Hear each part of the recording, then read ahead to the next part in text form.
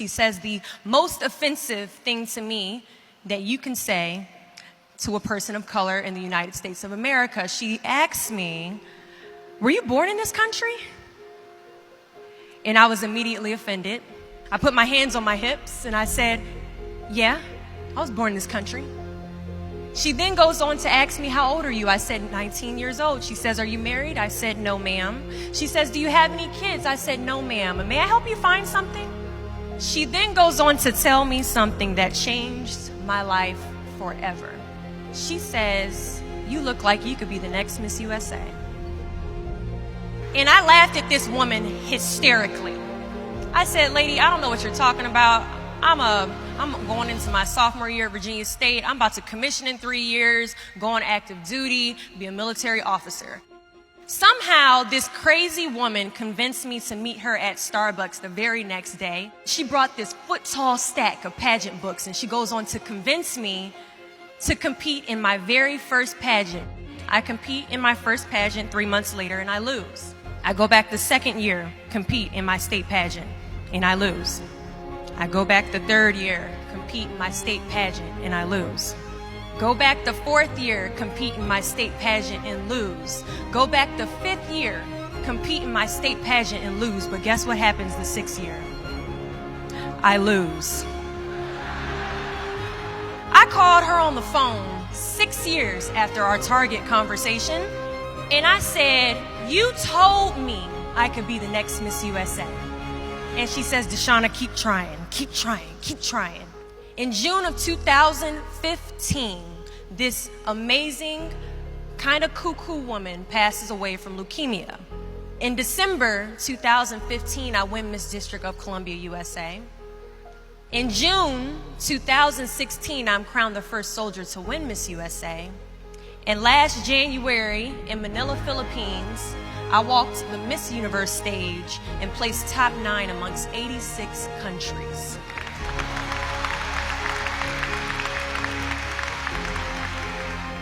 Do not fear failure, but please be terrified of regret. When you walk out this door into the real world, you will receive a lot of shut doors, a lot of turned down applications. You will hear way more no's than you hear yeses.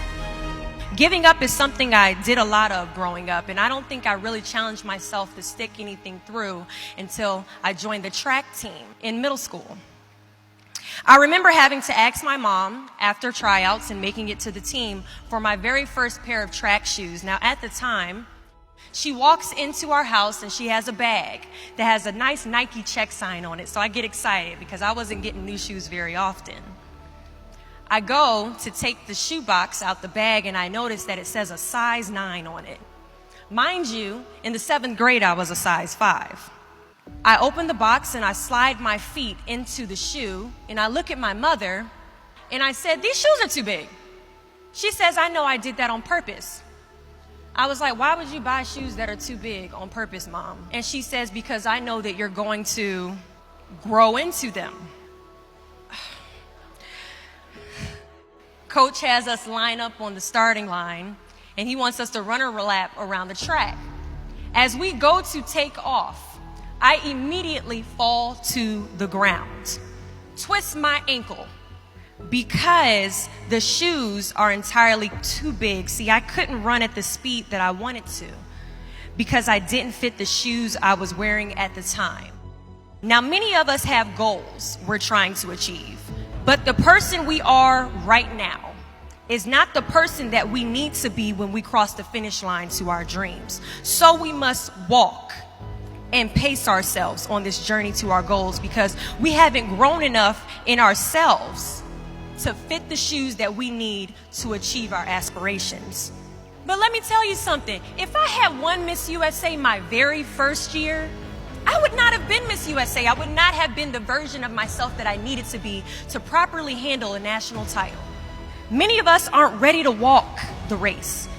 But understand that as we walk this race, we pace ourselves, and as we pace ourselves, we grow. And as we grow, our foot gets bigger, and as our foot gets bigger, our shoes begin to fill, and as our shoes begin to fill, we can now run a little bit faster, and as we pick up the pace, we get to the finish line at the exact time we are destined to cross it. Do not fear the word no, but be afraid of the possibility of a yes that you have prematurely destroyed because you decided to quit before the clock strikes 12. There are a lot of questions that is going to keep you up at night, but I guarantee there isn't one question that will keep you up longer at night than the question, what if I didn't give up?